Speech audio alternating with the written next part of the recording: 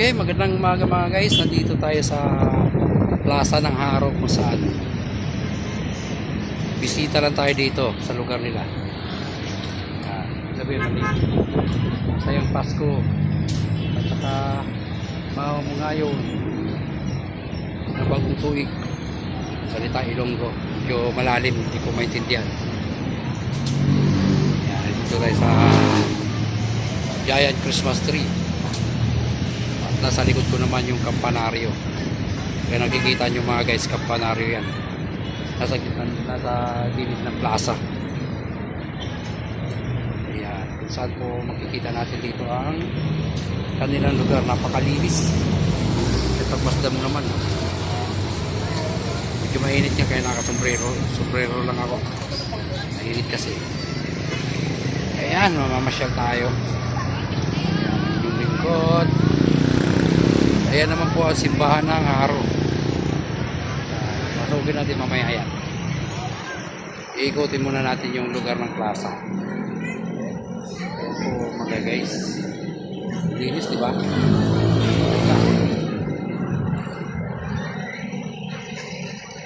Lakarin po natin yung lugar nila dito. Sa likuran po. Linis, wala akong makita mga basura. Mga dahon lang na nalalaglag, pero basura wala.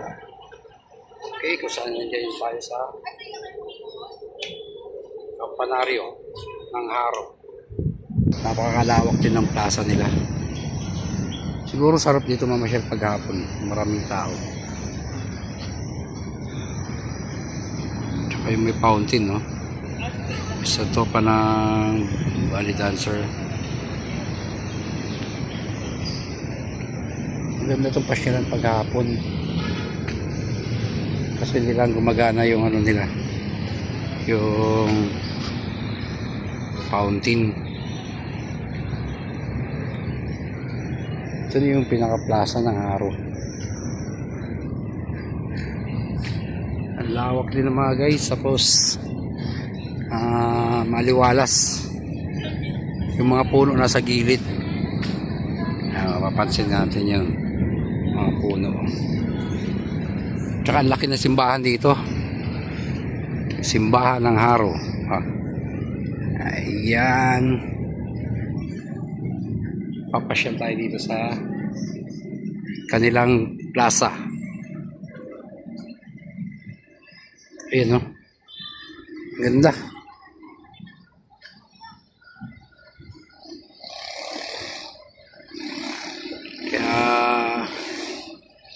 Tsaka ang lawak. Marami rin estudyante dito. Nagpa-practice ng sayaw. Ito na yon. Manipayon nga Pasko. Okay, ito yung Giant Christmas Tree nila sa Haro. Ayan po mga guys ang ating papasyalan.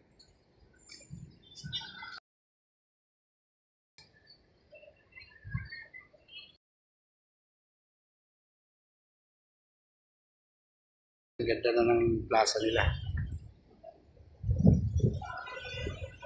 Ayan po ang kanilang Giant Christmas Tree. Nandito tayo sa City of Haro.